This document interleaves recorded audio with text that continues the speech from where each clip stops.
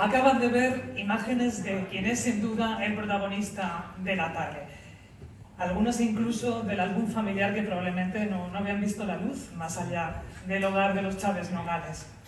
Manuel Chávez Nogales, nacido en Sevilla en 1897, fallecido en Londres en 1944, escritor, pero sobre todo periodista de los comprometidos con su oficio. Todos recordamos esa frase con la que él definió el periodismo. El periodismo es aquello de hablar y contar. Bueno, el año pasado su nieto, Anthony Jones Chávez, nos recordó que entre medias hay una serie de pasos fundamentales para llegar al momento de contar. Hay que observar, hay que preguntar, hay que repreguntar incluso. Hay que pensar, entender y finalmente contar.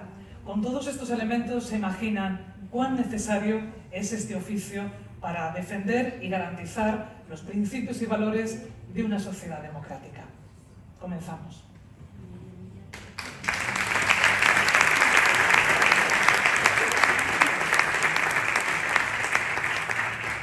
Autoridades, galardonados y galardonadas, miembros del jurado, amigas, amigos, muy buenas tardes. Les doy la bienvenida a esta gala de entrega del tercer Premio Internacional de Periodismo Manuel Chávez Nogales. Este va a ser un acto, para quienes ya han vivido los dos anteriores, cargado de novedades y ya se han fijado en cuál es la primera.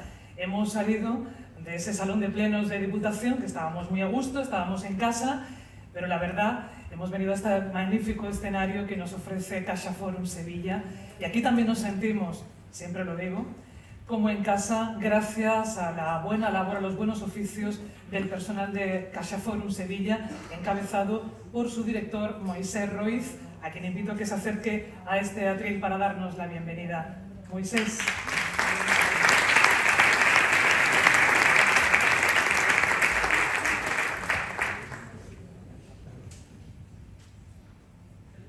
Qué buen sitio nos has dejado, ¿eh? Qué bonito lo habéis puesto. Bueno, también es verdad. Adelante. Muy buenas noches, bienvenidas, bienvenidos, especialmente bienvenidas y bienvenidos las autoridades que hoy nos acompañan, delegado del Gobierno de España en Andalucía, defensor del pueblo andaluz, el presidente de la Diputación de Sevilla, rector de la Universidad Internacional de Andalucía y rector de la Universidad Pablo Olavide, presidente de la Asociación de la Prensa de Sevilla, presidente de la Federación de Asociaciones de la Prensa de España, diputado en Cortes Generales, subdelegado del Gobierno en Sevilla, que Hoy he tenido el placer de saludarte por primera vez.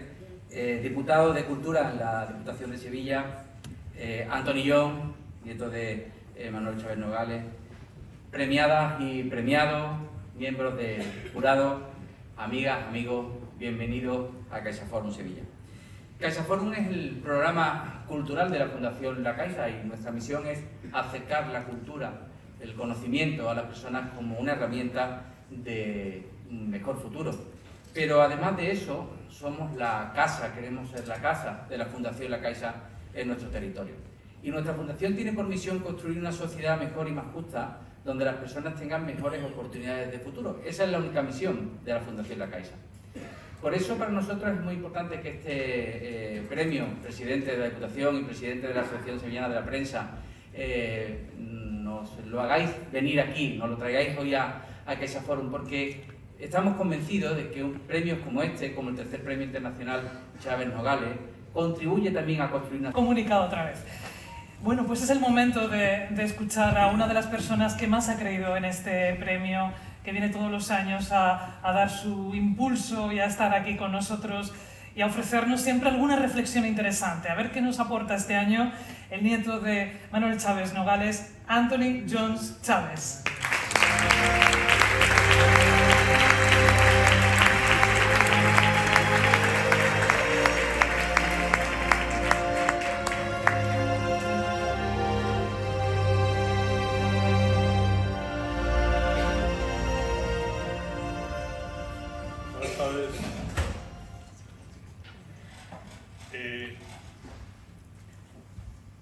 Yo creo que lo primero que tengo que decir son las gracias, ¿no? Las gracias, antes que nada, a la Diputación y a la Asociación de Prensa. El impulso, la colaboración y esta iniciativa de premios de periodismo que conlleven el nombre de Chávez Nogales. Es, francamente, un impulso a una sociedad mejor. Chávez nunca quería ser protagonista y yo hoy voy a coincidir de que aquí los protagonistas les vamos a ver a continuación. Ya hemos visto a 2 y hay 4 más que vendrán al escenario. Esos son los protagonistas de hoy.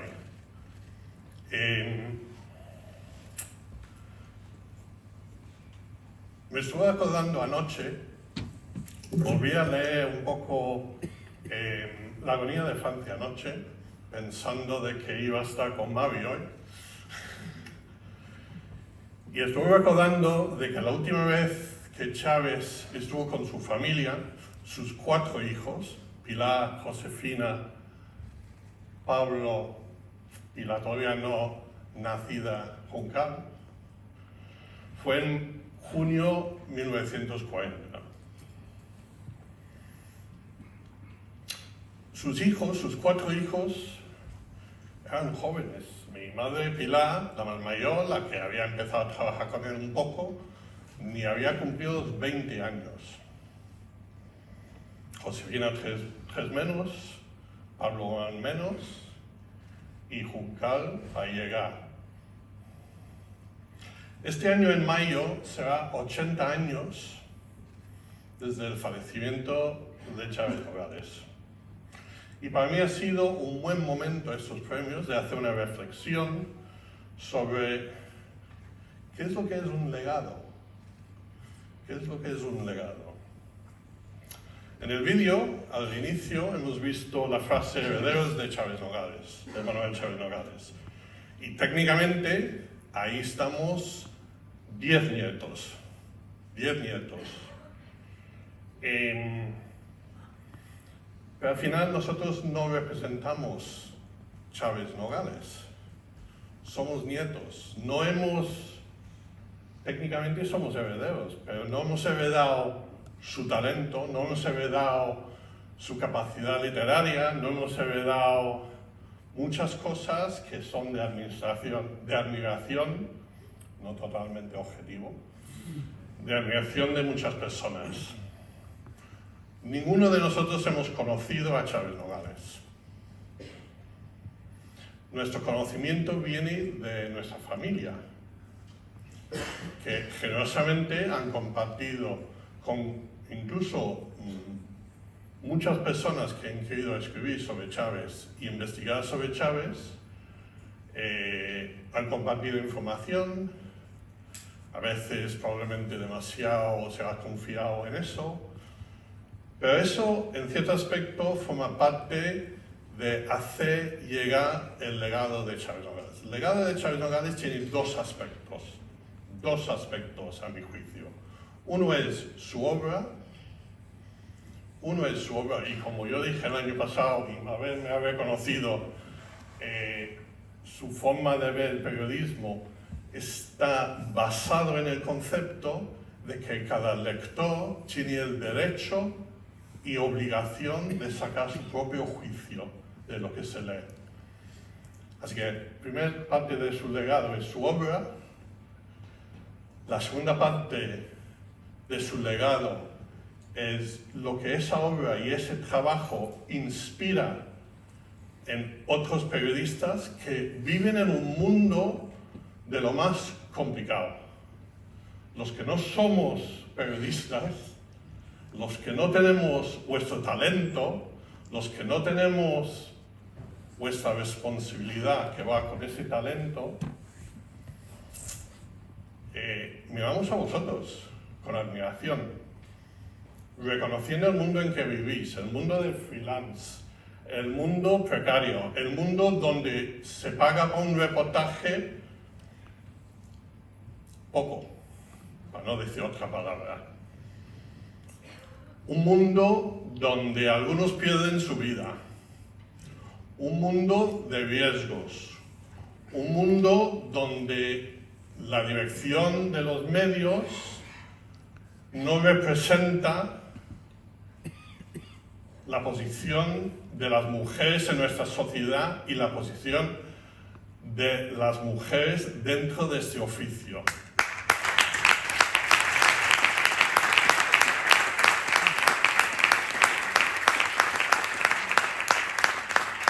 Creo que aquí en Sevilla tenemos noticias buenas en ese sentido. La llegada de la inteligencia artificial, la dificultad de diferenciar entre lo que es buen periodismo y lo que es marketing. Son dificultades que existen en muchos oficios, ¿no? De diferentes formas. A mi juicio, periodismo, la familia de periodistas es como todas las familias, como todos. Hay de todo, y de todos los colores. Chávez decía en la agonía de Francia, termina la agonía de Francia hablando un poco de que al final hay que reconocer de que Francia tiene que reconocer, y no se puede olvidar, de que no existe mejor forma de convivencia que la del diálogo. Buen momento de reflexión de ese comentario de Chávez, ¿no? Entonces, vosotros, periodistas, lleváis el legado de Chávez. Vosotros sois el legado de Chávez para pelear sobre el buen periodismo,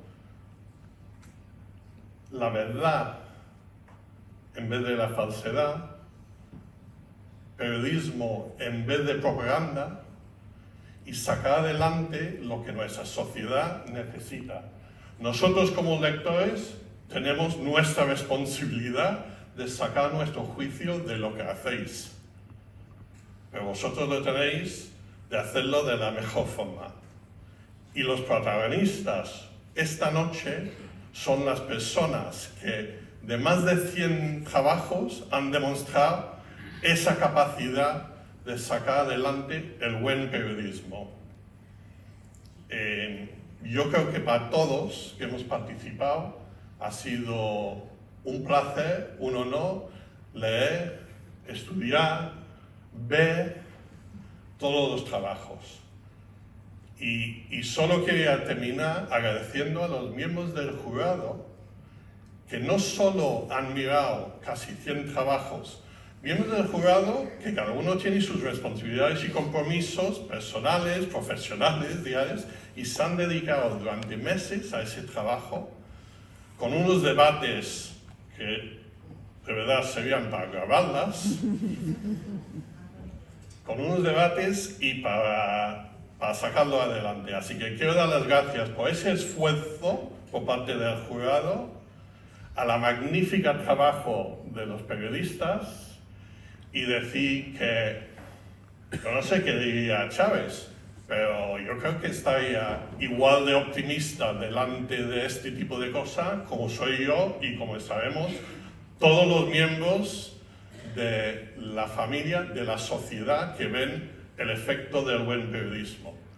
Enhorabuena a todos y mi último gracias es a Carolina Fernández, que ha actuado como nuestra coordinadora, organizadora, etc. Y tengo que decir, organizar nosotros ha sido un trabajo inmenso. Así que muchas gracias.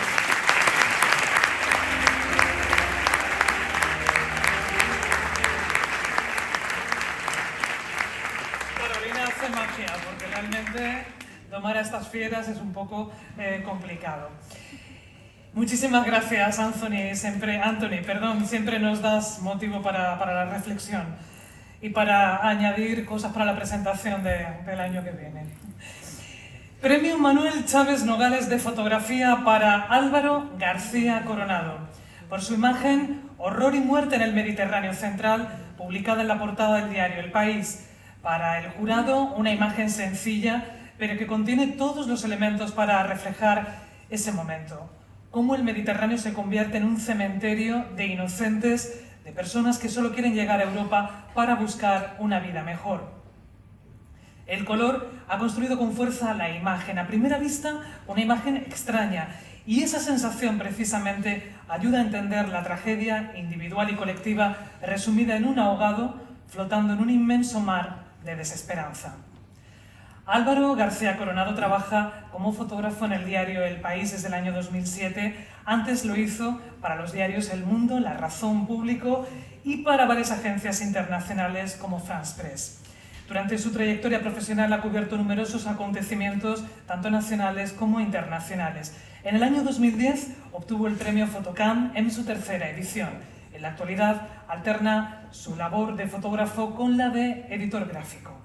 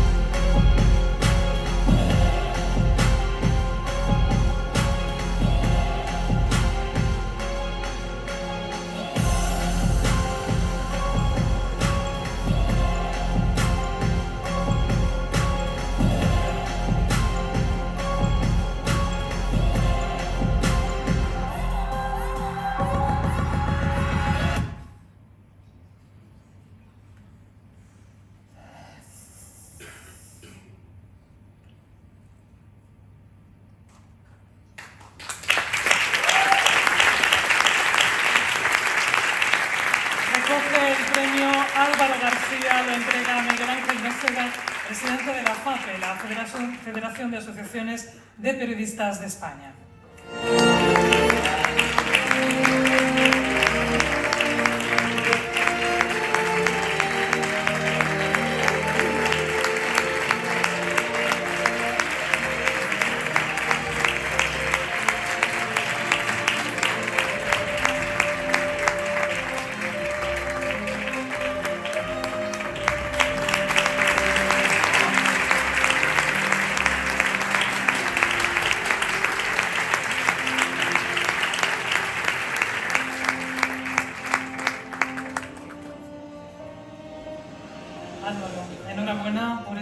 foto que ya has visto cómo nos ha sobrecogido a todos.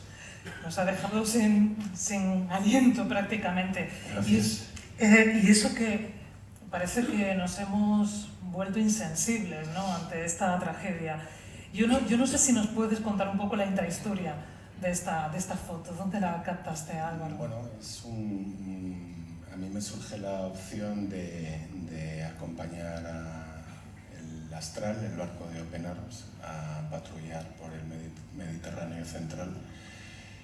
Y esto surge nada más llegar a la zona, rescatan a 47 personas de un cayuco que se acababa de hundir y fue todo felicidad y alegría después del esfuerzo de la gente que trabaja para la ONG, que son auténticos héroes invisibles.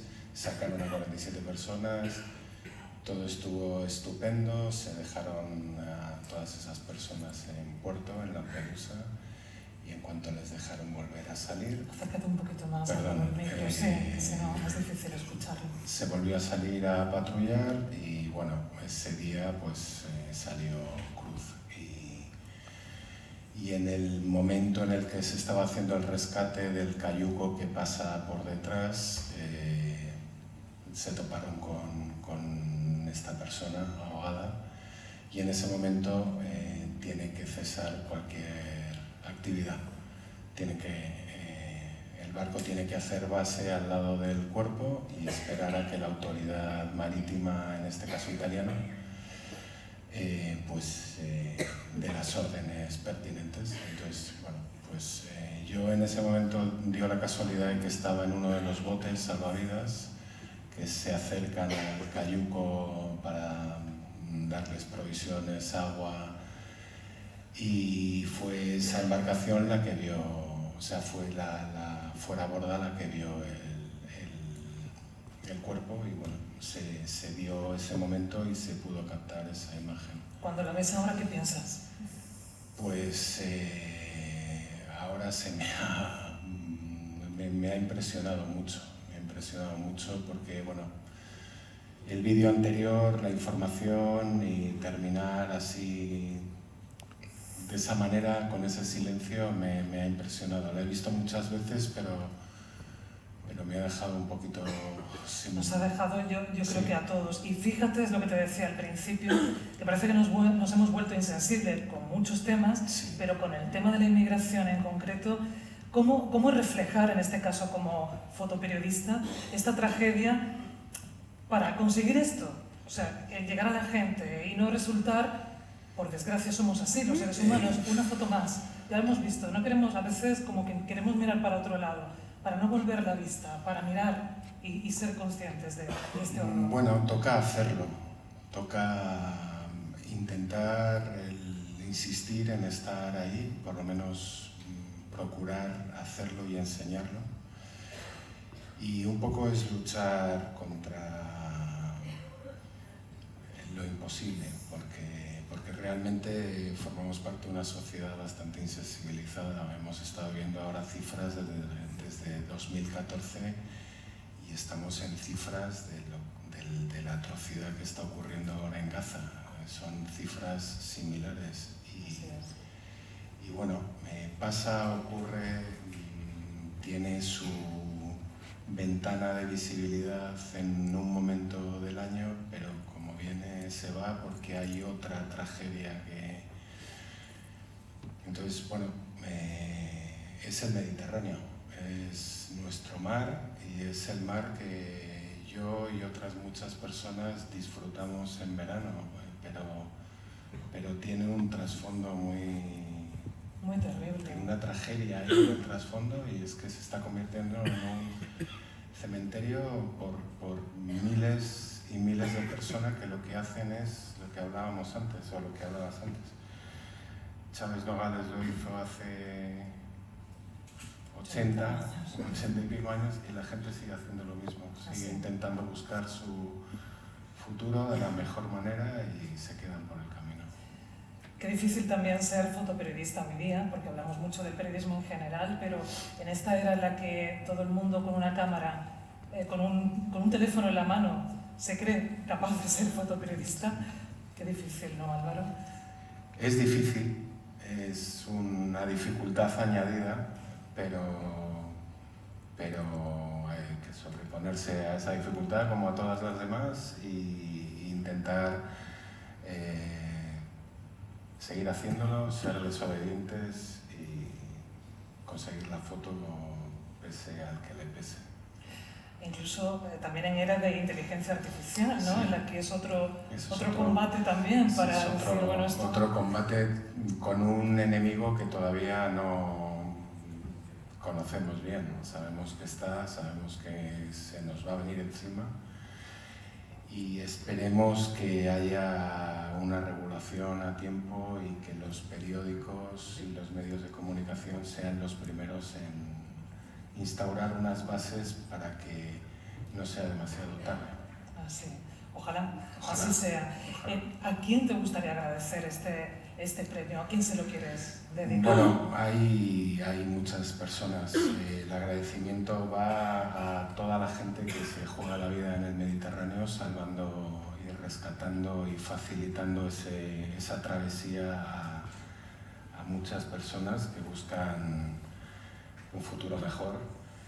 Y luego, en un nivel más personal, se lo dedico a mi familia, se lo dedico a mis padres que me dejaron ser lo que quisiese. Incluso aunque dejase periodista. Aunque dejase periodista o peor, fotógrafo. Se lo dedico a mi mujer, que es la que me apoya todos los días para seguir haciendo cosas y la que se queda con nuestras dos maravillosas hijas que están ahí también, de las que me siento muy orgullosos y que de alguna manera me han enseñado a mirar el mundo a través de sus ojos, que es otra manera de verlo y se aprende mucho. Se aprende mucho de todo, de todos, de tu trabajo. Álvaro, no dejes de mostrarnos estas tragedias, todas las caras que tiene la vida, que tiene el mundo, ¿no? También está tan tremenda, para que, bueno, nos siga removiendo como ha ocurrido en este maravilloso silencio. Ojalá con también esa se puedan mostrar cosas felices y cosas que... Por supuesto. Tragedias que se solucionan. La vida tiene muchos colores. Gracias por reflejarlos. Gracias. Álvaro.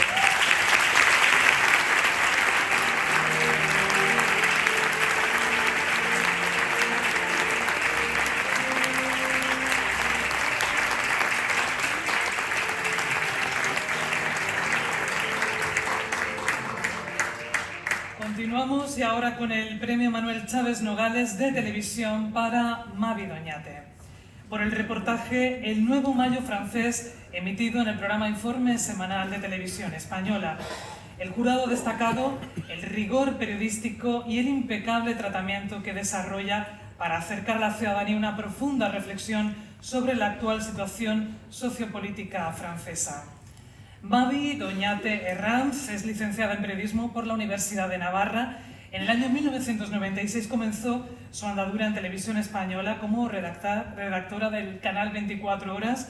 Se incorporó después a los telediarios de la 1, donde ha sido reportera, jefa de sociedad. Actualmente es la corresponsal de televisión española en París y antes lo fue, seguro que nadie lo ha olvidado, en Pekín. Como enviada especial ha cubierto cumbres de política de seguridad e inmigración en la Unión Europea, la elección del Papa Francisco o los terremotos de Perú y Nepal. Ha sido profesora de periodismo en cursos de especialización. Tiene el Premio Ondas como mejor presentadora, el José Manuel Porquet por su cobertura de la pandemia en China y el Cirilo Rodríguez de Periodismo Internacional. Es además autora del libro Bajo la mirada del dragón despierto, vivir y contar la China de la nueva era.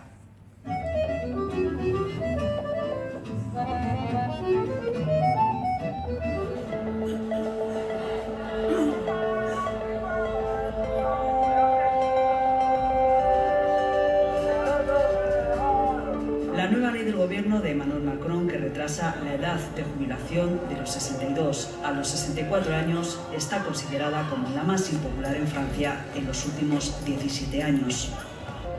Insiste en que esta reforma es necesaria si se quiere asegurar el sistema de pensiones a partir de 2030. Se vive más y hay menos nacimientos. Si en 1970 4 trabajadores activos pagaban la pensión de un jubilado, de aquí a 2050 serán solo 1,2 personas en activo las que lo hagan, argumentan desde el gobierno. Una de las claves es que la nueva ley aumenta también los años de cotización y se sitúa en los más altos de Europa, 43 años para conseguir la pensión máxima. Et maintenant, que vais-je faire? La reforma de Macron ha unido en su contra, por primera vez, a los 8 sindicatos franceses, y la creación de una intersindical es un hito histórico. Desde el pasado mes de enero han convocado 12 jornadas de huelga general. Es una reforma de plata y nada más, económica y nada más. Nosotros estamos acá y nos quedaremos acá para que vuelva la democracia social. El grupo parlamentario del gobierno, en minoría, no consiguió en la bancada de la derecha tradicional los 40 votos que le faltaban para sacar la reforma de las pensiones. Y sin someterla a votación, la primera ministra decidió aplicar el artículo 49.3 de la Constitución francesa. La reforma se aprobó por decreto. Somos un país en lucha muy dura y muy frontal, eso es la verdad. Vamos a ver quién gana al final. Puede ser que sean ellos, puede ser que sean nosotros. La impresión es que estamos a bordo de un gran país, pero que de primera clase está pasando a segunda clase, claramente. Desencanto, descontento, decepción. La incertidumbre es la protagonista en Francia. Políticamente se habla de que Macron podría hacer cambios en su gobierno en los próximos meses con el cese de la primera ministra. La oposición, que ya ha presentado 2 mociones de censura que no prosperaron, pide un referéndum. Y los que lideran las protestas en la calle afirman que continuarán para impedir que la ley se aplique el 1 de septiembre. Quizá tan solo los Juegos Olímpicos del año que viene traigan un horizonte de esperanza y calma. Quizá.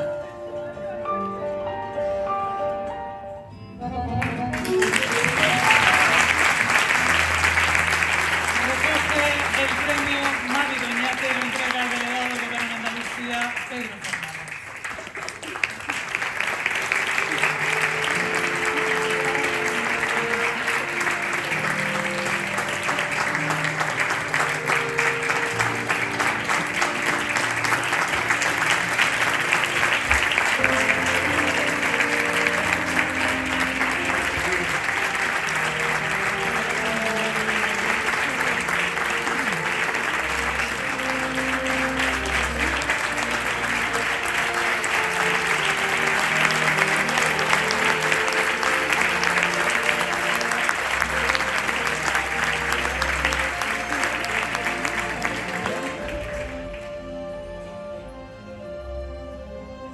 Enhorabuena, Mavi. Qué reportaje más completo. Mabel, De verdad, gracias. qué lujazo verlo, qué lujazo tenerte también aquí. Ese nuevo mayo francés se ha diluido porque la reforma de las pensiones fue aprobada, entró en vigor en septiembre, fue aprobada, como tú bien contabas, por decreto. Vemos que los franceses siguen saliendo a la calle con el tema de la ley de inmigración. Pero ¿tú crees que esa sensación de nuevo mayo francés se ha ido diluyendo? Yo creo que no. Yo creo que los franceses son reivindicativos por naturaleza, lo llevan en su ADN. Ya conocemos todos la historia de Francia, ese año 1789 que marcó ese punto de inflexión. Lo estudian en las escuelas, cómo protestar.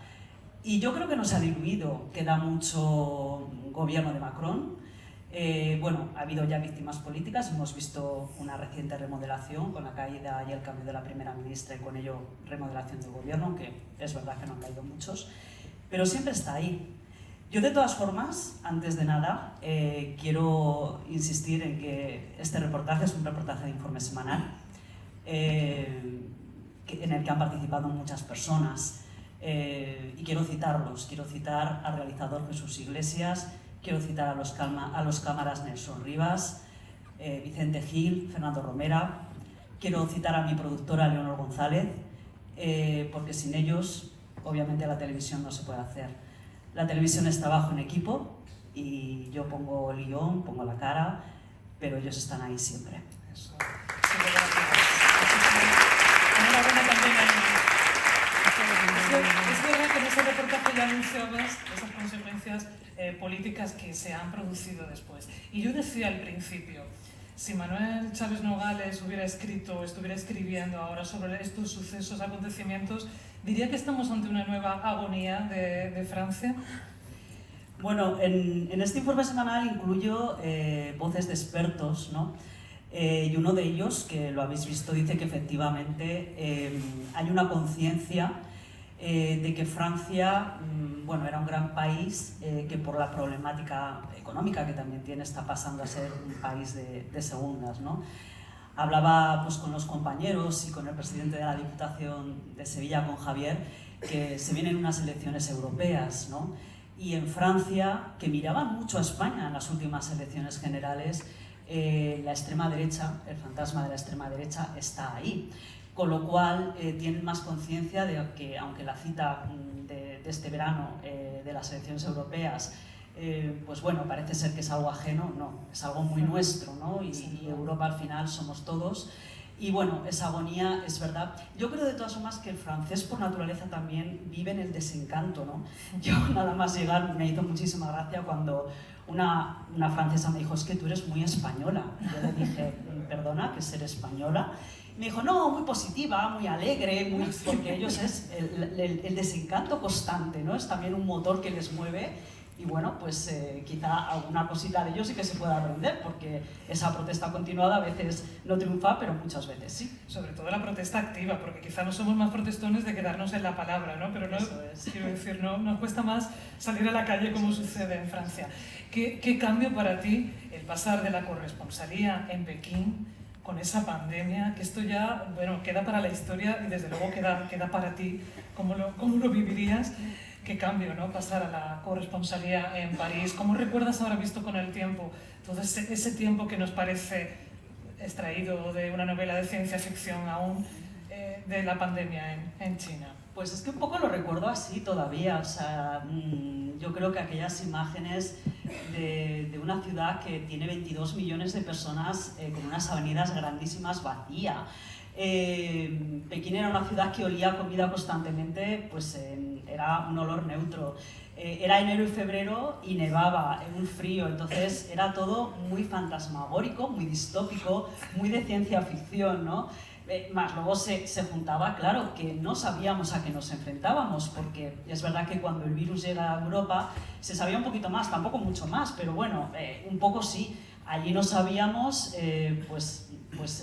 qué era lo que veíamos a los chinos aterrorizados, que nos decían pues al cámara Jaime, que por cierto, sevillano, no sé si está por aquí, su madre y su hermana, me dijeron que venían ahí, las veo, pues un beso para Jaime, que fue llegar y al mes siguiente, creo que ya empezamos con la pandemia, y claro, nos decían, pero no salgáis a la calle, y yo decía, pero qué exagerados sois, les decían los chinos, y luego también fue ese temor, ¿no? Que, bueno, pues que mis padres, que también están aquí, sufrían por nosotros, sufrían por mí, y luego cómo se viró un poco la tortilla de que cuando nosotros ya estábamos mejor, llegó a Europa, llegó a España, y entonces la preocupación era pues, los españoles o los europeos que estábamos allí por nuestra gente que estaba en España, obviamente. Claro. Bueno, una corresponsalía. Estamos escuchando a compañeros que son freelance.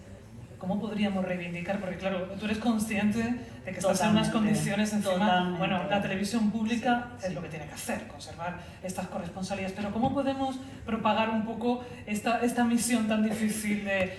No se puede tener a gente en precario jugándose la vida por ahí? Claro, yo soy una fiel admiradora del periodismo que hacen los fris, pero también creo que les admiro mucho la valentía, que conste, y por supuesto que reivindico pues unos salarios y efectivamente unas condiciones dignas, porque nosotros es verdad que pues bueno, tenemos unos seguros, tenemos pues una cobertura ante los riesgos que ellos muchas veces no tienen, ¿no?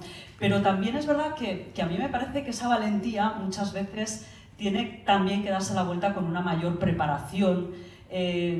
No sé si me explico, ¿no? A mí me parece que es muy osado también ir a determinados sitios sin conocer dónde te puede venir el peligro, ¿no? O sea, una guerra que yo no he estado nunca, me parece que es un terreno muy complicado, y yo también les pediría, pero les pediría como compañera y porque me preocupo, bueno, que antes de puede haber muchísimos ámbitos en los que desarrollarse, en los que cultivarse, en los que brillar realmente antes que una guerra, ¿no?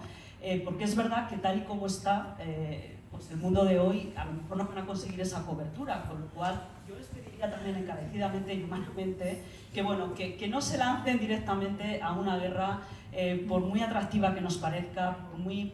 No sé, a mí la verdad es que como periodista es admirable, pero también el reportero de guerra, o sea, considero que es una palabra demasiado grande, ¿no? O sea, creo que, bueno, pues que es un reportero o que es un periodista que va a un lugar, a un conflicto, ¿no? Donde desgraciadamente el ser humano muestra lo peor de cada uno, y creo que bueno, que se necesita un conocimiento sobre el terreno, tanto histórico como en fin, pues de lo que está sucediendo allí. Y también, pues ya digo, que creo que se necesita un entrenamiento previo, pero por supuesto que reivindico pues esas mejores condiciones, claro que sí. Pues sí, totalmente. La figura de Chávez Nogales y el hecho de que este premio lleve su nombre para ti ha sido especialmente gratificante, porque te leí unos posts nada más conocer, ¿verdad? El premio. Tengo parte, queridos papás, me han dado el Chávez Nogales. ¿Os acordáis de aquel periodista que tuvo que exiliarse a Francia y que luego se tuvo que ir de Francia por el nazismo? Pues ese. Claro, es que para mí Chávez Nogales, que yo lo descubrí hace 6 años recientemente, ¿no? Me parece que es el periodista en esencia. Primero porque es el oficio de contar y de ir a los sitios donde están pasando cosas, ¿no? O sea, es no quedarte en la mesa, no coger los teletipos, no coger las agencias. Con toda la admiración también de mis compañeros de agencias que hacen un trabajo admirable, pero es ir a los sitios y contar lo que ves. Y segundo es la equidistancia. En este mundo convulso, que es verdad que Chávez Nogales pues, vivió 2 guerras, vivió la guerra civil, se tuvo que exiliar de Francia cuando llegaron los nazis, pero a mí hay una frase de Chávez Nogales que me encanta y que la llevo clavada a fuego, que sale pues, precisamente en A Sangre y Fuego, ¿no? Decía, cuando yo venía de Moscú y decía a mi jefe que los obreros viven mal, ¿no? En esa Unión Soviética, mi jefe me daba palmadas y me decía, qué buen periodista eres. Cuando volvía de Roma y decía que bajo el fascismo no se habían incrementado las cuotas de pan para los trabajadores, entonces me decían, o para los italianos, mi jefe ya decía, vaya, no eres tan buen periodista, ¿no? Entonces creo que vivimos en un mundo de mucho periodismo de trinchera, de yo estoy aquí, tú estás allá, y creo que el periodista tiene que contar simplemente sin decantarse por un lado o por otro, una acción política, pongamos, y contar lo que ve, ¿no? El periodista es ese cirujano que ojalá, siempre que abre un paciente, pudiese dar buenas noticias, ojalá, pero a veces tiene que informar al paciente de que hay un tumor, te guste o no te guste. Qué buena definición.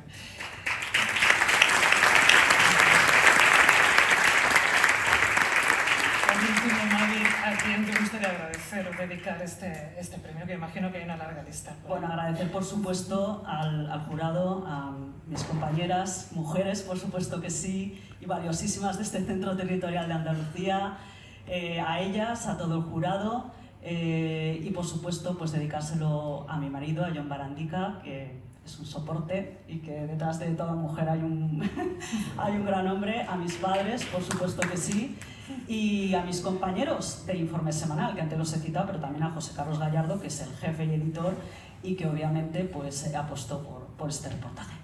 Enhorabuena, Mavi, ha sido un gusto.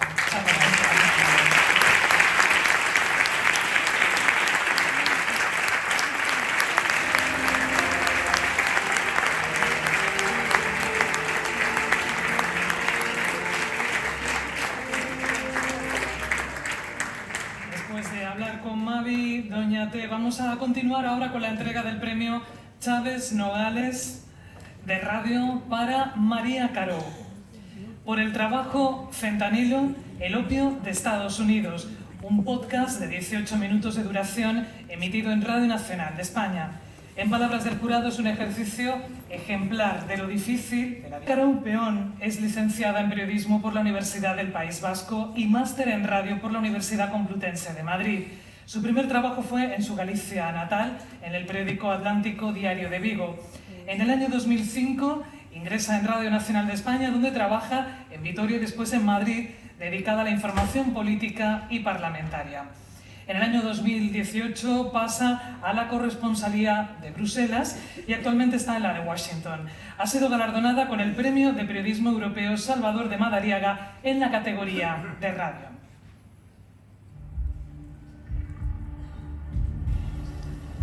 Es viernes, son las 9:15 de la mañana. Estamos en un barrio residencial de Maryland, a unos 30 minutos en coche desde Washington. Una zona de casas individuales, con sus jardines y sus vehículos aparcados en la puerta. De fondo, un cortacésped lejano. Dentro de una de esas casas, Cristina. Sí, me llamo Cristina Rabadán. Cristina es española, vive en los Estados Unidos desde 1985. Yo tengo, porque aunque pierdas a un hijo siempre lo tienes contigo, ¿no? Tengo 2 hijos, mi hijo mayor Jonathan y mi hijo Alex. La de Jonathan es la historia de más de 10 años de adicción, con subidas y bajadas. Mi hijo pasó una época, su último año de su vida, pasó una época muy difícil, donde ahí ya sí, su enfermedad empezó a afectar otros componentes de su vida, hizo que empezara a buscar más y más sustancias. Ello ya empezó a afectar su vida profesional, perdió su trabajo, tuvo un par de accidentes de coche, entró en una depresión muy grande. Con caídas y remontadas. Y bueno, pues en el mes de marzo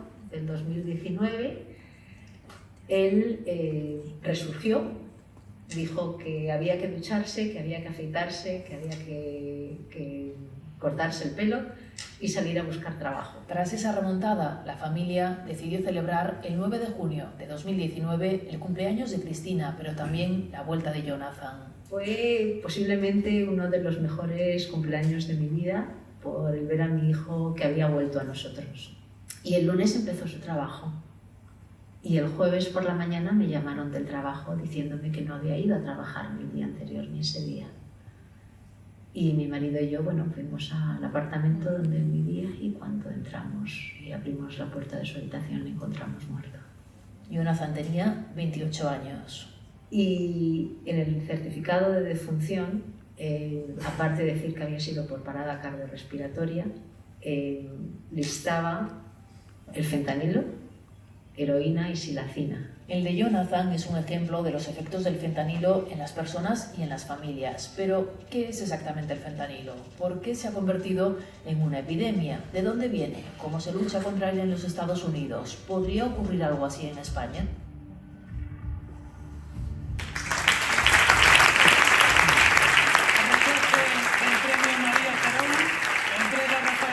Presidente de la Asociación de la Prensa de Sevilla.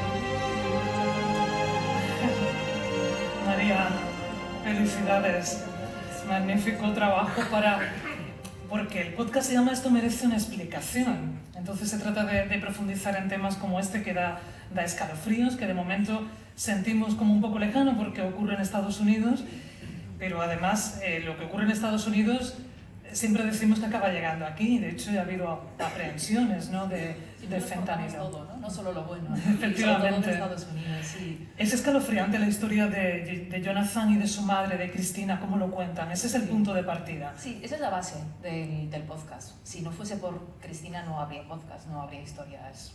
Bueno, yo he hecho solo el trabajo de juntar piezas, ¿no? Y buscar explicaciones, pero si no encontrase la historia de Cristina, si ella no fuese tan generosa contándome cómo me contó lo que había pasado en su familia, lo que había significado para su familia, y de alguna forma ella pone cara a lo que es un drama en los Estados Unidos, ¿no? Porque una de las cosas que queríamos en la radio hacer con este podcast era demostrar que el fentanilo no solo es esa epidemia de droga que nos deja esas imágenes de yonkis, medio zombies en los barrios de San Francisco o en Filadelfia, sino que nos puede pasar a cualquiera, ¿no? Como dice Cristina en este reportaje, que no solo es una cosa que pasa a los demás, sino que a gente educada, gente formada, nos puede pasar a cualquiera. Entonces esa era un poco la idea, ¿no?, de este podcast, contar que no solo es un problema de los demás o un problema de una cierta clase social, sino que es algo que puede pasar a cualquiera en Estados Unidos y también en España, ¿no? Aunque la base sea diferente de ese problema.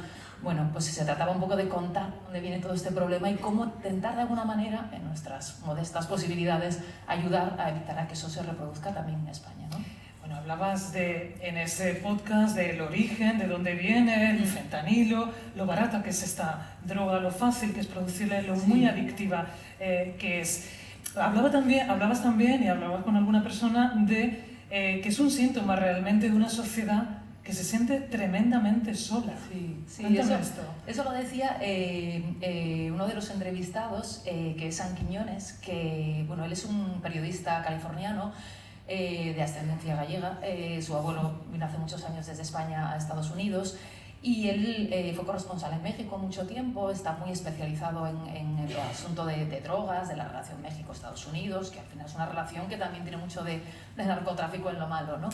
Y él lo decía, que él, después de haber escrito muchos reportajes y haber escrito 2 libros centrados en el fentanilo, la conclusión a la que llega es que es un síntoma, ¿no?, de una sociedad cada vez más solitaria, más aislada, cada uno más encerrado en sí mismo y de alguna manera eso es también lo que te lleva a este punto, ¿no? Un poco es un país donde no hay una red social, no hay una sanidad pública, no hay un sostén que cuando te empieza a ir mal te pueda tal vez echar un cable, ¿no?, para que tú puedas encontrar igual una salida, o ahí es todo más individualista, más privado, y entonces es más complicado encontrar de alguna manera una salida cuando caes en un agujero, ¿no?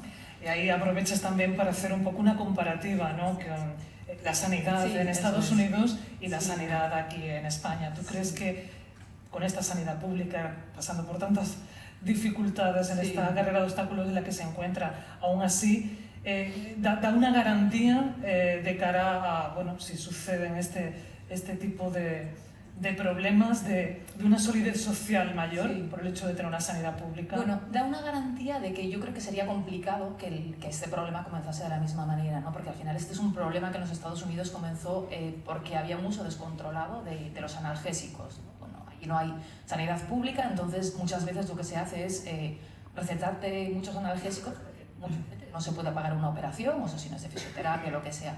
Entonces yo creo que eso sería complicado que empezase de la misma manera, ¿no?, por un uso poco controlado de los medicamentos, pero sí es verdad que al final aquí también tenemos nuestras carencias, ¿no?, y tampoco podemos poner lo nuestro en un pedestal y pensar que somos inmunes. Yo creo que al final esto es un problema global y no somos mejores que los demás, por mucho que tengamos una raza un poquito más sólida, ¿no?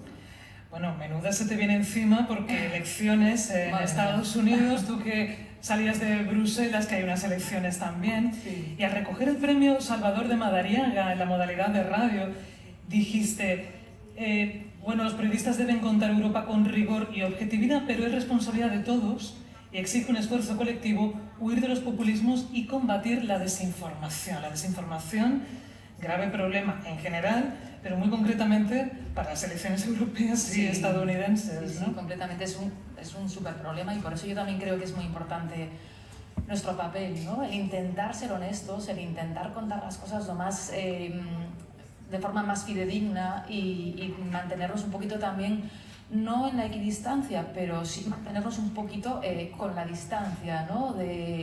Tú no eres una parte, no estás de un lado o del otro, sino que intentas reconstruir lo que pasa y lo que ves de la manera más fiel y más digna también, ¿no?, para el oyente en mi caso. Y para mí eso es una responsabilidad muy grande y lo reivindico de alguna manera el trabajo que podemos hacer en medios pues como Mavi o como yo, ¿no?, que tenemos mucha suerte de trabajar en un medio público que nos da un respaldo, que nos da una solidez y una libertad también que igual no sé si todos los compañeros, antes hablábamos de los freelance y demás, si todos lo pueden tener, ¿no? Entonces es una doble responsabilidad de una manera, ¿no?, trabajar en un medio público porque no solo te debes a ti, a tu trabajo, a tu empresa, sino que te debes a todos los ciudadanos, ¿no? Intentar hacer en nuestra modesta capacidad, pues pues ese trabajo lo más honesto y dignamente posible.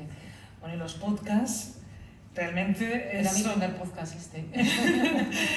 son presente, pero también futuro para la radio, en un mundo de posibilidades, ¿no? Completamente, y además es un formato que ha tenido mucho éxito. Yo tenía mis dudas, porque al final es un formato más o menos largo y es verdad que cada vez somos más dispersos, ¿no? Cada vez nos cuesta más mantener la atención en algo que dura más de 3 minutos.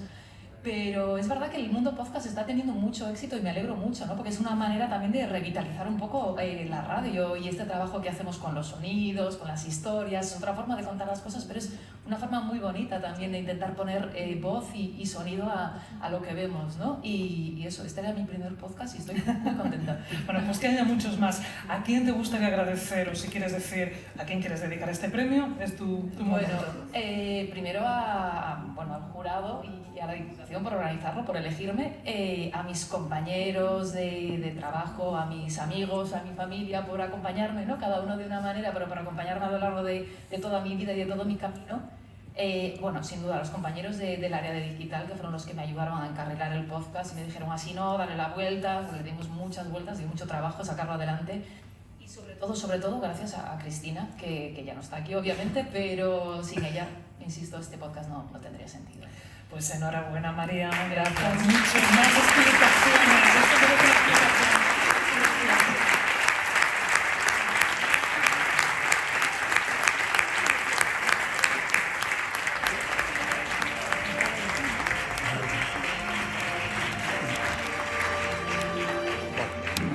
Turno ahora para el premio Chávez Nogales de Prensa a Agustín Rivera por su reportaje Hiroshima, la superviviente de la bomba atómica y el fantasma de la niña que pidió agua, publicado en el periódico digital El Confidencial. Utilizando diferentes géneros y estilos, Agustín parte de una extensa entrevista a una de las supervivientes de los bombardeos atómicos de Hiroshima y Nagasaki para reivindicar a los Hibakusha, es decir, las personas afectadas por las bombas atómicas y sobre todo a tantas mujeres que perdieron su juventud a consecuencia de estos bombardeos y que siguen a día de hoy esperando a que les pidan perdón. Agustín Rivera es malagueño y se define como un periodista que busca y cuenta historias. Comenzó su trayectoria profesional en Diario 16 Málaga. Ha trabajado durante 12 años para el diario El Mundo en su ciudad natal y también en Madrid. Después pasó a ser corresponsal en Tokio y a trabajar como enviado especial en 14 países de 4 continentes. En el año 2009 ingresa en el diario El Confidencial, en el que está actualmente. Ha sido galardonado con el Premio de Periodismo Ciudad de Málaga y con el Premio La Buena Prensa, entre otras distinciones. Es autor de libros como El viaje de los ingleses o Hiroshima, testimonios de los últimos supervivientes.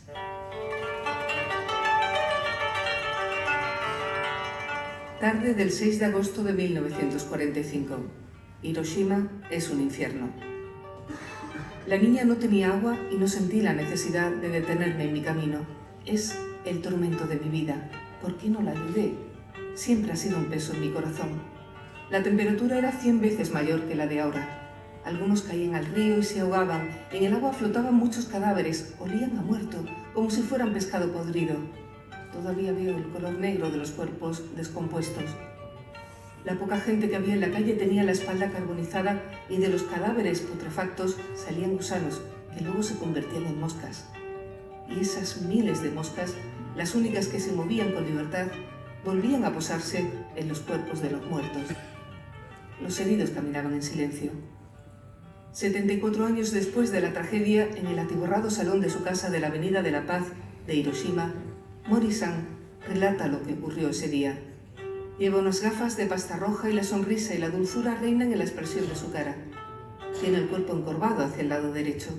El cabello, muy poblado, está algo revuelto. La Segunda Guerra Mundial se acabó cuando ella contaba 19 años, la edad en la que he estado más hermosa, asegura. Estudiaba tercer grado en la Escuela de Formación Profesional para Niñas de Hiroshima, actual Universidad de la Prefectura. En el momento en que arrojaron la bomba, se encontraba en uno de los edificios del cuartel general de la Marina, que fue evacuado parcialmente a la aldea de Ibushi, hoy barrio de Nishi, y lo recuerda con total nitidez. No olvida lo que ocurrió. Se ríe y habla bajito, en un japonés estándar, sin dialectismos, pero se pone seria cuando enseña fotografías. Su amiga, una profesora 20 años más joven que también lleva gafas, le acompaña en la conversación. Cuenta que es la primera vez que Mori-san habla con un extranjero y ella, que no quiere que se desvele su nombre, escucha con atención las explicaciones de su maestra de vida. En una parte de su rostro se advierte una mancha de unos 5 centímetros. Con el dedo índice de la mano izquierda va señalando cosas, objetos e incluso ideas. Gesticula con la mano derecha pero también con la izquierda. Agita ambas para aportar más viveza a su relato. Sereno, vívido, oscuro, luminoso y revelador.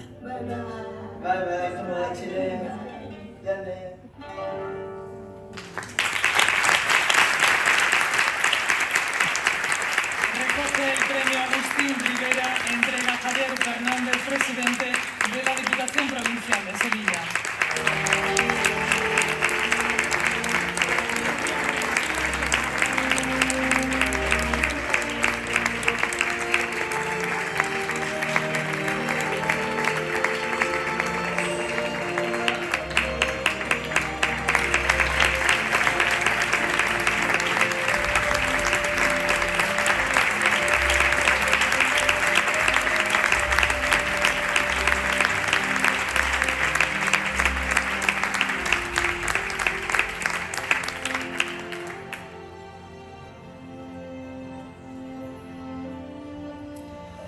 Agustín, malagueño universal, enhorabuena por este trabajo, además tan desconocido, yo creo, porque siempre hemos visto la historia y el final de la Segunda Guerra Mundial desde la óptica de Occidente, pero sí, sumergirse en esa visión para nosotros tan desconocida ha sido un gustazo, la verdad. Pues muchas gracias, Mabel. Bueno, tengo que estar aquí agradeciendo, luego agradezco personalmente todo, pero estoy francamente emocionado porque para mí este premio supone mucho. ¿Sabes, lo vale? Para mí es un mito que lo vivo cada día. Cada día en casa tengo un mapamundi y justo debajo de la Antártida están sus obras completas, que las tengo ya muy usadas, muy manoseadas. Todavía hay un libro, una crónica que todavía no me he leído porque a conciencia digo, me la voy a reservar para algún momento. Y la verdad que sí. Yo cuando fui a Japón, por primera vez tenía 22 años. Tenía que cubrir el 50 aniversario de la bomba atómica de Hiroshima para Diario 16, ¿no? Y bueno, yo no sabía que me iba a encontrar allí y me encontré la cobertura de mi vida. Sabía que en algún momento iba a escribir un libro. Sabía que me quedaba mucho que contar, mucha experiencia y me faltaba mucho viaje allí, ¿no? Y la verdad que cuando vas a Hiroshima, cuando vas a Nagasaki, porque Nagasaki es la gran olvidada, que creo que hay que reivindicar también, te das cuenta de la importancia de saber las historias de los Hibakusha, de los supervivientes de la bomba atómica, porque podían ser nuestra madre, podía ser nuestro abuelo, podía ser nuestro amigo. Eso es un sitio, es un lugar que vemos muy lejos, porque aquí en Europa, claro, hemos tenido el nazismo pues totalmente cerca, toda la Segunda Guerra Mundial en Europa, pero creo que la Guerra del Pacífico y Japón es fundamental conocer más de esa historia. Agustín, ¿y cómo consigues que esta mujer, ya de una edad avanzada, que no lo dice, no había hablado nunca con un extranjero, cómo accedes a ella y consigues que te dé este magnífico testimonio? Bueno, pues a través de un trabajo de mucha preproducción y sabiendo que lo importante era tener paciencia, lo importante era estar ahí, contando también con un traductor, con un intérprete, que nos hizo el trabajo. Digo nos hizo porque este trabajo no hubiese sido posible sin mi mujer, sin Toña Guerrero, que está aquí, porque ella es una fotógrafa excelente y sobre todo es alguien que tiene muchísima empatía y enseguida yo vi esa complicidad que había entre Masayo Mori, Mori-san y Toñi y nos dimos cuenta que después de una entrevista de hora y media todavía casi no habíamos llegado a 1945. Entonces digo, pero ¿cómo es posible? ¿Podemos venir al día siguiente? No se podía, ¿podemos llegar pasado mañana? Pues encantado.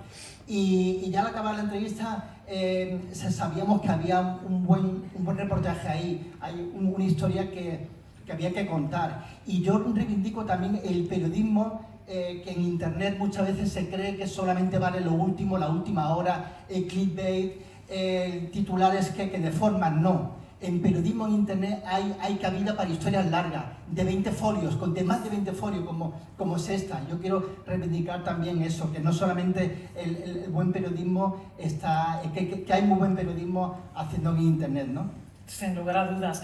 ¿Qué queda de ese niño que soñaba con narrar partidos o contar lo que ocurría en la Rosaleda? Ahora sería mejor no contar lo que ocurre en la Rosaleda. Bueno, efectivamente. Y yo soy del Málaga. Pues bueno, queda un sueño de ese periodista desde muy pequeño, de que tiene 5 años, quise ser periodista, nunca cambié de opinión. Está siendo una carrera larga. Afortunadamente me quedan muchas historias por contar, creo que todavía mis mejores historias no están contadas, pero sí es verdad que estoy muy agradecido por todo este camino. Tengo que recordar a mi primer director, en el 16, a Juan de Dios Mellado, porque me dio esa oportunidad. Tengo que recordar al sevillano de Marchena, a Ignacio Camacho, porque me dio esa oportunidad para entrar en el mundo. Sin él, pues quizá no hubiese ido a Japón para ser corresponsal en Tokio. Y luego, en este también Confidencial, que está aquí, tengo que agradecer a Isabel Morillo, porque gracias a ella yo me pude estar 20 días en Japón. Le dije con tiempo, oye, este verano me voy a Japón 20 días, tú no te vas a ir a la playa Rota en esa fecha, no te preocupes que lo podemos coordinar. Y también hay a Irene Hernández Velasco, que fue la que confió para que esta prepublicación, porque este es el primer capítulo del libro que publiqué en mayo, pues se pudiese publicar. Al final es un trabajo colectivo, aunque lleva tu firma, como he dicho, sin mi mujer, sin Toñi, sin esa foto, que apoyan mucho esa historia, sin ese vídeo, sin el trabajo de todos los compañeros, pues uno no sería nadie. Pues la verdad es que siempre es así, ¿verdad? En cualquier trabajo, pero en el periodismo es especialmente notable la necesidad del trabajo en equipo. Películas como Oppenheimer, ¿tú crees que van a servir para dar a conocer un poquito más en Occidente todo el horror que vivieron precisamente por un invento que nos pareció increíble, como es la bomba atómica? Yo creo que la película Oppenheimer sí ayuda, pero yo creo que es una película fallida para los Hibakusha, para los sobrevivientes de la bomba atómica, porque quedan absolutamente orillados, yo diría incluso más ninguneados.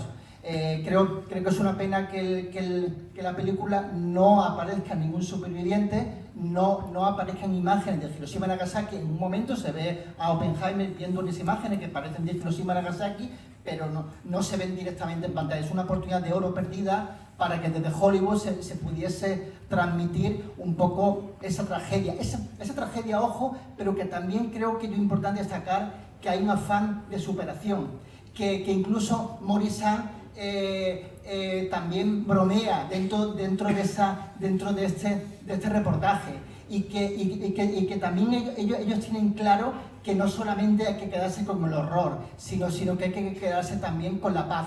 Es muy importante el mensaje de la paz. Hay una cosa tremenda que dice, bueno, las guerras se pierde el corazón, ¿no? Esto es así, sí. Y por eso el quedarse con ese mensaje que tú dices, el mensaje de la paz, es tan importante. Aún no se les ha pedido perdón a todas estas personas. Yo creo que no se ha pedido perdón de una manera absolutamente inexplicable. Es verdad que Japón también cometió bastantes atrocidades durante los primeros 30 años del siglo XX en todo el continente asiático, pero creo que últimamente, en la visita de Obama a Hiroshima y la del 2023 de Joe Biden, no se pidió un perdón explícito por haber lanzado la bomba atómica. Parece que la bomba atómica era un mal menor. No, el emperador Hirohito estaba a punto de rendirse. Japón era un ejército absolutamente ya derrotado.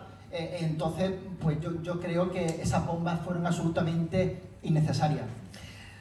Agustín, Los últimos segundos son por si quieres agradecer, aunque ya has estado deslizando a lo largo de tu conversación, pero seguro que queda alguien a quien tú quieres agradecer este premio.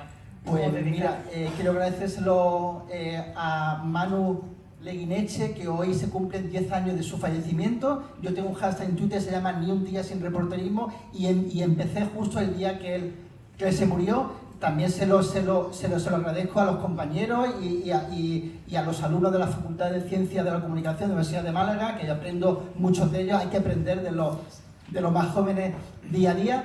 Y bueno, también se lo agradezco, por supuesto, al jurado y a mi padre Agustín, a mi madre Maribel.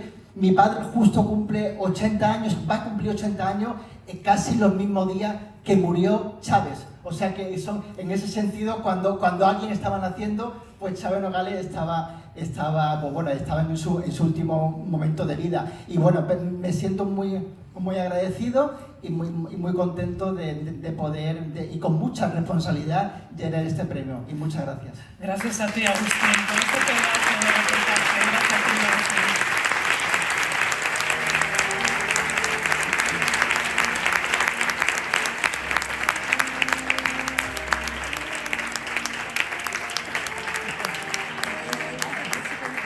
Hemos terminado la entrega de los premios, pero ahora es el momento de darle la palabra a Rafael Rodríguez, presidente de la Asociación de la Prensa de Sevilla.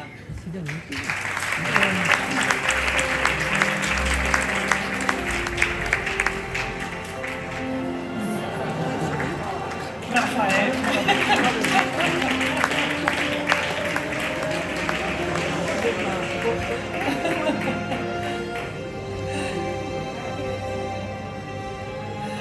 Intentaremos pasar para adelante este momento.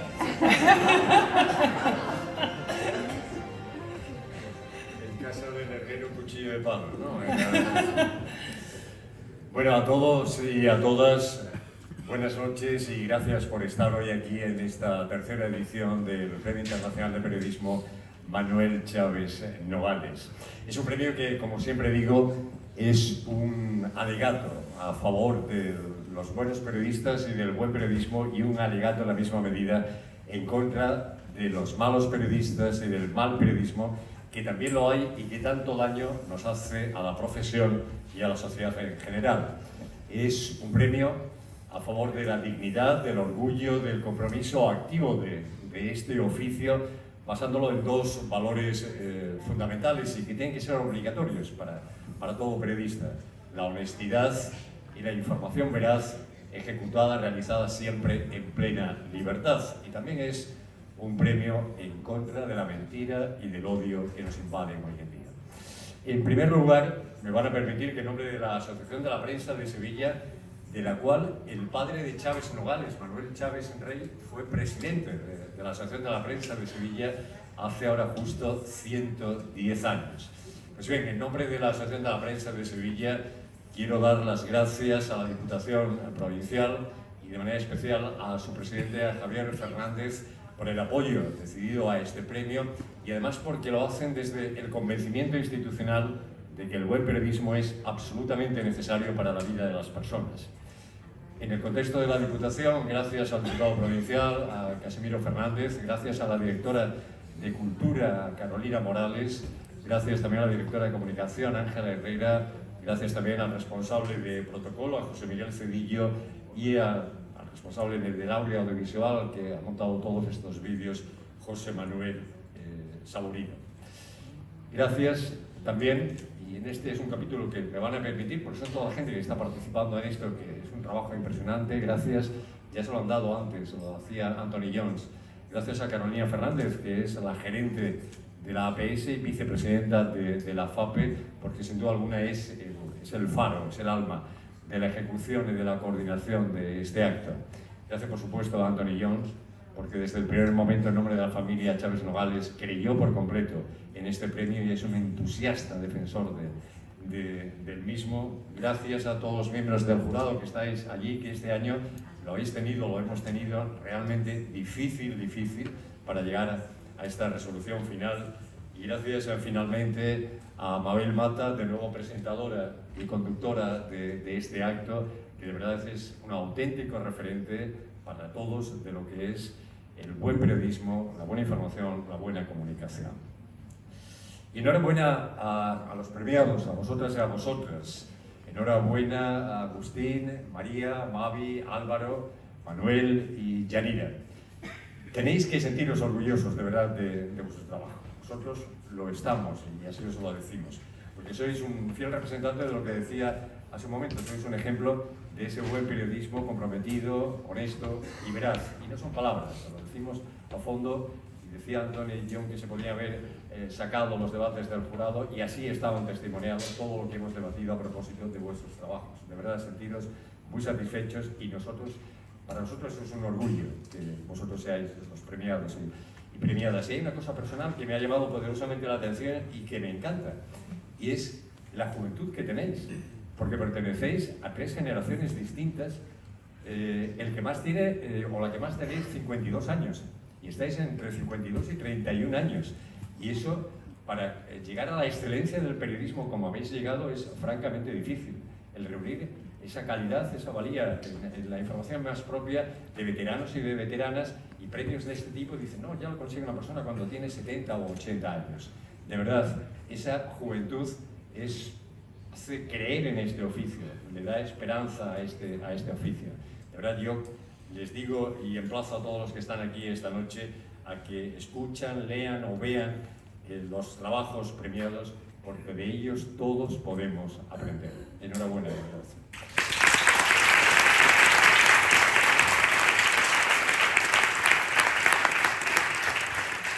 Miren, se insiste en que hoy hay más información que nunca. Yo creo que no, que lo que tenemos es más desinformación y más mentira que nunca. La desinformación y la mentira siempre han existido, pero nunca a los niveles de ahora. Estamos en la edad de oro, estamos en la era de la desinformación y de la mentira. Y lo que es peor, lo estamos dentro del propio periodismo. Hay periodistas que mienten y un periodista y un medio jamás pueden mentir. Debido a la extrema precariedad y debilidad del periodismo, los poderes políticos y económicos, de manera lícita o ilícita, con intereses muy concretos para controlar el pensamiento y la vida de la ciudadanía, controlar a personas que realmente no les importan, se sirven en muchos casos de los medios de comunicación y de los periodistas. Los usan como marionetas o como voceros, y lo que es peor, los convierten en activistas de primera línea de sus ideas y objetivos. Les llamamos pseudoperiodistas o pseudoperiodismo. Creo que es más acertada la definición que hace Iñaki Gabilondo, que le llama paraperiodistas y paraperiodismo, comparándolo él con la parafarmacia. Yo, en cambio, en eso no concuerdo con él, no estoy muy de acuerdo con él en lo de la parafarmacia, porque la parafarmacia, como ustedes saben, vende algunos productos que son productos buenos. En este caso, yo personalmente, aunque pueda sonar duro, les llamo parapoliciales o paramilitares, porque actúan impunemente y por el daño tremendo que hacen a todos. Es intolerable que un periodista o un medio difundan mentiras a sabiendas, o lo que es peor, que fabriquen sus propias mentiras al servicio de intereses espurios y con la que luego alimentan a personajes y grupos políticos que las usan sin ningún tipo de pudor. Con este periodismo de la mentira, como decía la filósofa alemana Hannah Arendt, el peligro no es que la gente se crea las noticias falsas. El verdadero peligro es que nadie crea en nada ni en nadie. Ese es de verdad el auténtico peligro. Por eso, un periodista, un medio de comunicación, no solo tiene que ser un activista comprometido con la honestidad y con la información veraz, la de los hechos y la de los datos. Además de todo eso, tiene que combatir la mentira. Si una persona, si una institución pública, si un grupo miente, y lo sabemos o lo averiguamos, el periodista tiene la obligación ética y profesional de decir que esa persona, que esa institución o que ese grupo miente. En este contexto, y se ha aludido a lo largo de esta tarde-noche, en alguna ocasión a ello, en este contexto les decía, les traslado mi temor y mi preocupación por el papel de las herramientas tecnológicas, las redes sociales, las plataformas digitales y sobre todo de la inteligencia artificial con cuyo uso se está manipulando, alterando y adulterando la realidad. Una preocupación que crece de manera especial en este año, en este 2024, con esas citas electorales en más de medio mundo, en la Unión Europea, en Estados Unidos, en la India, con esos dolorosos y dramáticos conflictos bélicos como Palestina, Ucrania o Mar Rojo ahora, donde asesinan a los compañeros periodistas para callarnos, o donde no nos dejan estar para que no contemos las cosas, o también con la interesada situación política, económica y judicial de crispación y de odio que estamos viviendo aquí en España. La desinformación y la mentira dominan o pueden dominar por completo el relato de estos hechos. Para que una sociedad tenga una buena y necesaria salud democrática, los periodistas y los ciudadanos en general tenemos que combatir la desinformación y la mentira. Tenemos que actuar porque está en juego nuestra forma de vida. Y hay que dar pasos. Les pongo un ejemplo. La Asociación de la Prensa de Sevilla en el pasado mes de abril llevó una propuesta a la Asamblea de la FAPE y que fue aprobada por unanimidad sobre algo de lo que más puede doler a un medio y a un periodista. Y es que ninguna administración o institución pública subvencione o pague publicidad a un medio o a un periodista que haya sido condenado judicialmente por mentir. Desgraciadamente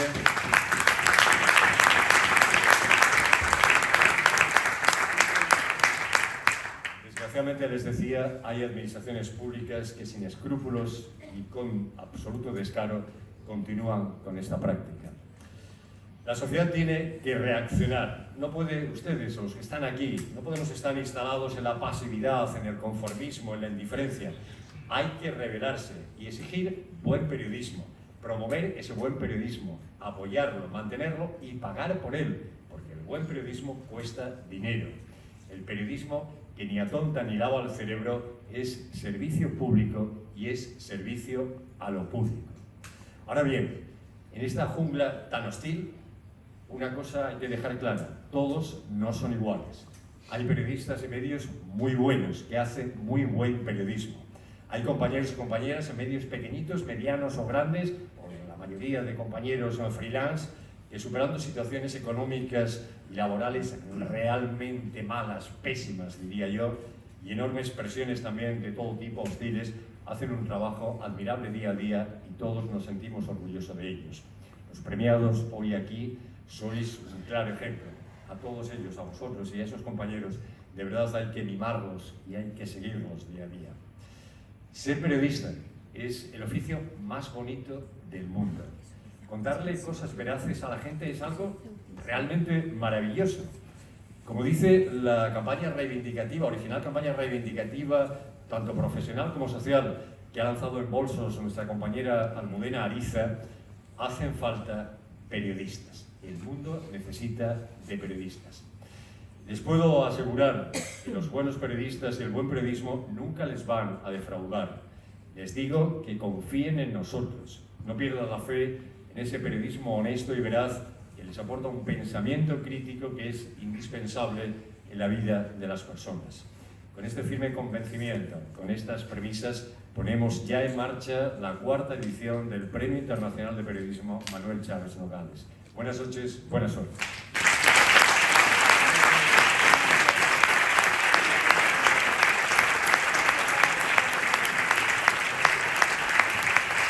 Gracias, Rafael. Gracias, presidente de la Asociación de la Prensa de Sevilla. Tiene ahora la palabra para clausurar esta gala de entrega de premios el presidente de la Diputación de Sevilla, Javier Fernández.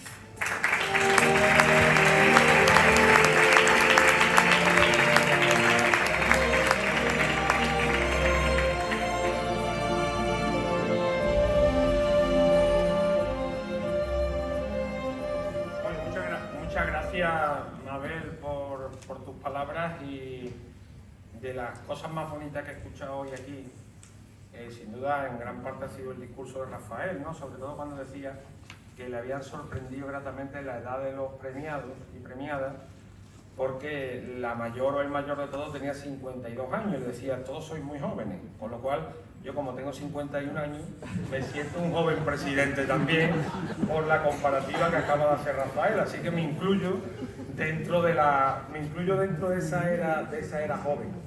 Bueno, 2 o 3 detalles, porque la verdad es que es complicado después de lo que hemos vivido esta noche aquí, pues poder aportarle cosas nuevas a la profundidad de los discursos, pero sí es verdad que tengo en esta primera parte de una intervención que, insisto, no será muy larga, sí tengo, pues, por una parte que dar la bienvenida, ¿no? Delegado del Gobierno en España, delegado del Gobierno en Andalucía, defensor del pueblo andaluz, rectores de la Universidad, en este caso Internacional de Andalucía y de la Universidad Pablo de Olavide, premiado, premiada, Anthony, bienvenido a tu tierra, bienvenido a Sevilla nuevamente, a todos los premiados, las premiadas, y el diputado de Cultura y Ciudadanía me ha dicho que realmente pegaba también, que me ha insistido en un par de ocasiones, que le diéramos un fuerte abrazo y un gran premio también en forma de aplauso para el jurado, que han hecho un trabajo increíble.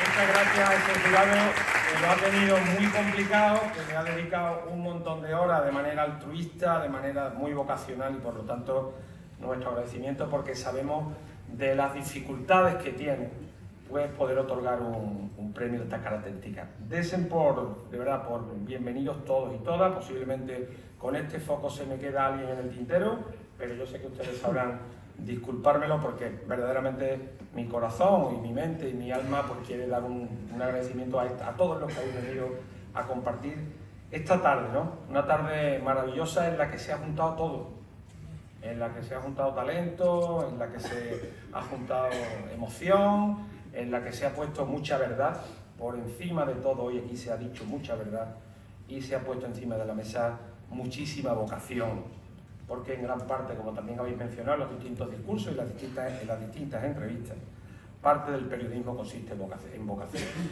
Yo hay 2 o 3 cuestiones difíciles incorporarle cosas al discurso, pero sí es verdad que nos habéis enseñado una foto, ¿no? Habéis hecho un recorrido por todo el mundo, en la mayoría de los casos con denuncias públicas, evidentemente.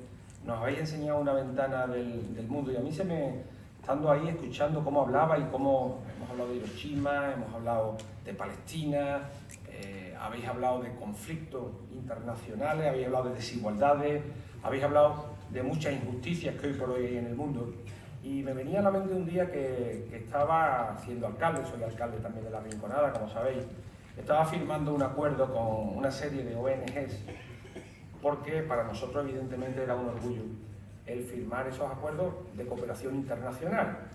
No era el famoso 0,7% de cooperación internacional. Y me acuerdo que algunos de esos proyectos que estábamos financiando, que estábamos ayudando, unos eran para pagar vacunas contra la malaria, otros eran para financiar alguna planta potabilizadora en Etiopía, otros eran incluso para reconstruir tejados en algunos poblados de África.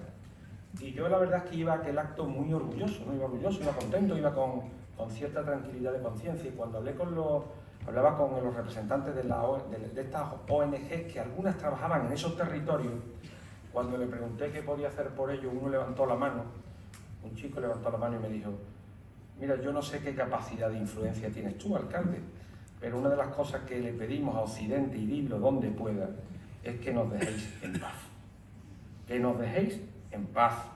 Porque gran parte de estas ayudas que hoy nos estáis dando vienen como consecuencia de que previamente habéis expoliado desde Occidente parte de nuestros territorios.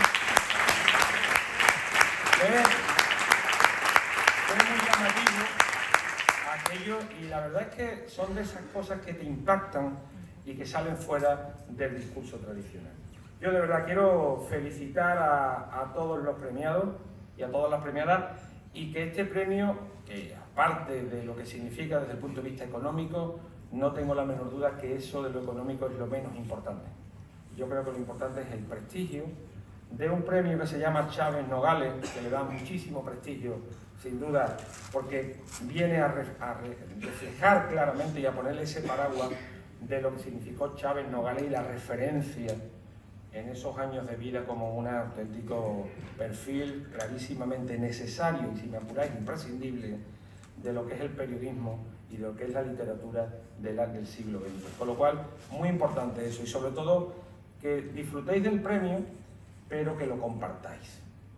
Yo creo que es muy importante que sepáis que este premio tiene que servir como impulso, tiene que servir como motivación, tiene que servir evidentemente como trampolín para seguir adelante y para que veáis que la sociedad en general, vuestros compañeros en particular y compañeras en particular, valora positivamente el camino, el recorrido y todas las cosas en las que trabajáis. Tiene que servir para eso y tiene que servir también para compartirlo con la gente que lo ha hecho posible.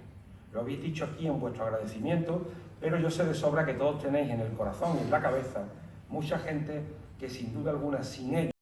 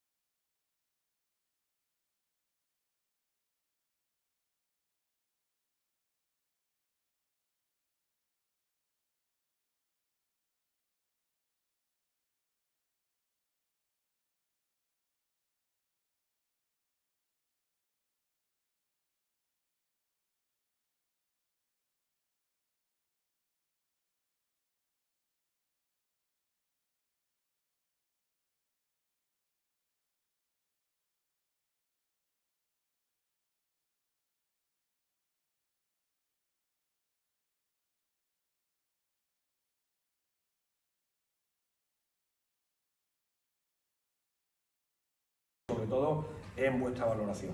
Bueno, yo creo que lo más importante de todo es que fijaros, ayer decía Borrell, en un acto en el que estuve, levantando también conciencia, que al contrario de lo que pensamos, el orden internacional, el orden normal de las cosas no es la paz, sino que hoy por hoy, si miramos a un sitio o a otro del mundo, el orden internacional, la causa normal o el orden normal de las cosas está más relacionado con la guerra, que parece que es con la violencia en general, que parece que es en gran parte hoy por hoy donde está instalado el mundo. Por lo tanto, hace falta muchísima cultura democrática de paz.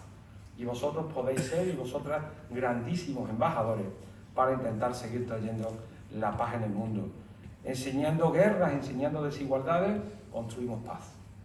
Construimos paz porque construimos conciencia en ese sentido. Así que, de verdad, muchísimas gracias a todos y a todas. Muchas gracias, Rafael. Te dije que una de las reflexiones más importantes que he escuchado en este año y en estos últimos meses ha venido de tu mano cuando hablas me siento muy identificado cuando hablas del buen periodismo, porque yo soy un gran partidario de la buena política. Yo soy de los que piensa que la política tiene que ser útil, si no, no tiene sentido. Y la política es útil cuando sirve para cambiarle la vida a la gente. Y por lo tanto, el periodismo también es útil, o tiene que ser útil, cuando es capaz de enseñarnos la verdad. Ese es el verdadero sentido de la política en cuanto a la utilidad y el verdadero sentido del periodismo, de vuestra noble profesión, también en esa línea. Y termino con una última reflexión. De verdad que estoy, como decía, encantado de que estos premios hayan recaído en las personas que han recaído. Esto sitúa a Sevilla en el mapa. Nosotros, como Diputación Provincial de Sevilla, estamos más que orgullosos de que esto sea una auténtica realidad, que se siga reivindicando ese concepto del buen periodismo y que ayudemos entre todos a construir un mundo mejor. Y una última reflexión. Ayer se celebraba el Día del Abrazo, el Día Internacional, el Día Mundial, no sé si es internacional o mundial, del abrazo. A mí la pandemia, habéis hablado algunos de inteligencia artificial, habéis hablado de tecnología, habéis hablado de lo que queda por delante en ese sentido. La pandemia me enseñó muchísimas cosas. Evidentemente que los sanitarios y las sanitarias fueron imprescindibles, nadie pone eso en duda, que la tecnología nos ayudó muchísimo en aquel entonces, nos ayudó a comunicarnos, nos ayudó todos esos avances tecnológicos, nadie puede imaginarse lo que hubiera pasado o cómo hubiéramos conllevado o cómo hubiéramos llevado la pandemia sin la tecnología. Y evidentemente también nos ayudó muchísimo, y casi más que nadie, la ciencia. Ya nadie nunca puso más en duda eso del I+D+I. Todo el mundo tenía en mente que el I+D+I era pues gente con batas metidos en laboratorio, que pasaban el tiempo tal y cual. Esos fueron los que nos salvaron en 8 meses, inventando, fabricando una vacuna para todos nosotros. Pero cuando hablaba de la tecnología, hay una cosa a la que tenemos que ponerle un cordón, y nunca mejor dicho un cordón sanitario, y es que la tecnología está muy bien, pero hay que ponerle frontera. Aprovechando el inicio de esta última reflexión, cuando hablaba del día del abrazo, el día que la tecnología invente un abrazo, o invente una sonrisa, o invente el cariño y la fraternidad entre las personas, entonces estaremos poniendo el punto final a la raza humana. Así que vamos a ponerle freno, vamos a ser capaces de ponerla en utilidad, vamos a ser capaces de ponerla al servicio de la gente, vamos a ser capaces de ponerla al servicio de la paz y vamos a intentar ser capaces entre todos de ponerla al servicio de la igualdad entre todos los seres humanos. 50% del mundo está llamado a elecciones este año. 3.500 millones de personas están llamados a las urnas en estos años, en este próximo 2024. Así que vamos a hacer entre todos la posibilidad de que sigamos teniendo, o que podamos tener, un mundo en paz y en armonía. Así que muchas gracias, felicidades a todos, adelante, suerte y enhorabuena.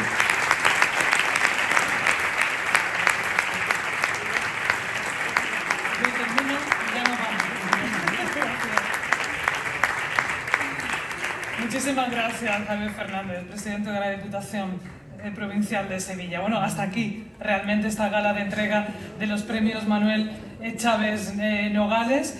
Varias cosas que tengo que decir antes de terminar. La primera de ellas, que enseguida vamos a realizar con los galardonados, el jurado, autoridades, foto de familia, así que no os despistéis demasiado. No os olvidéis de llevaros el premio, que está ahí, que está muy bonito, pero mejor estará colgado en vuestras casas. Y otra cosa más, vamos a celebrarlo después, gracias a Sabores, con un ágape en el que vamos a poder disfrutar de los mejores vinos de la provincia. Así que, estupendo. Por mi parte, solamente dar las gracias a la Diputación de Sevilla, a la Asociación de la Prensa, por su confianza. Es un honor para mí presentar este premio. Estar al lado de compañeros y de compañeras que son toda una esperanza, que nos invitan a pensar y a reflexionar. ¿Y habrá algo más revolucionario que eso? Bueno, buenas noches, gracias.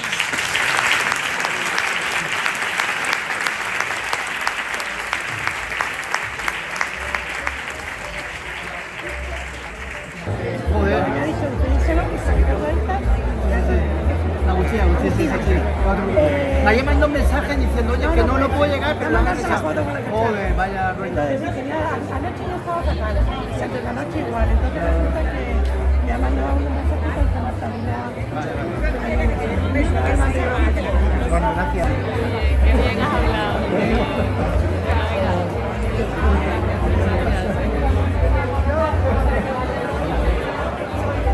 Camacho ya le ha llegado.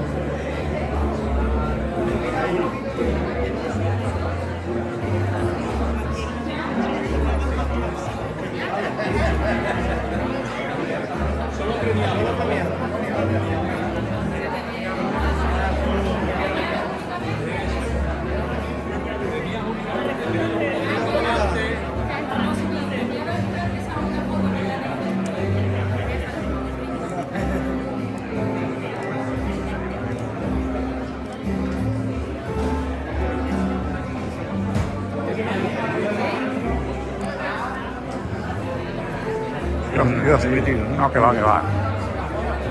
Yo hago vídeo.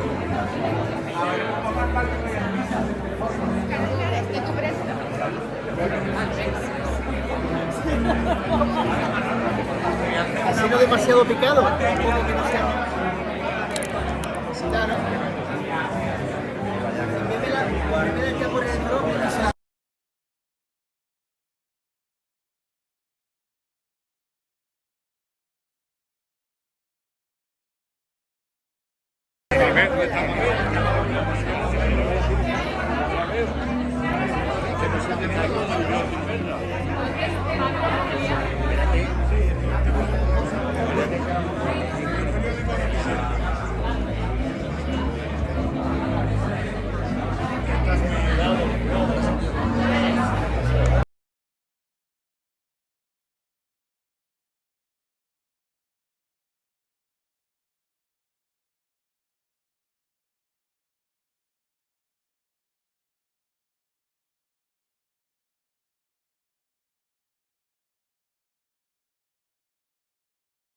Muchas gracias, ¿verdad?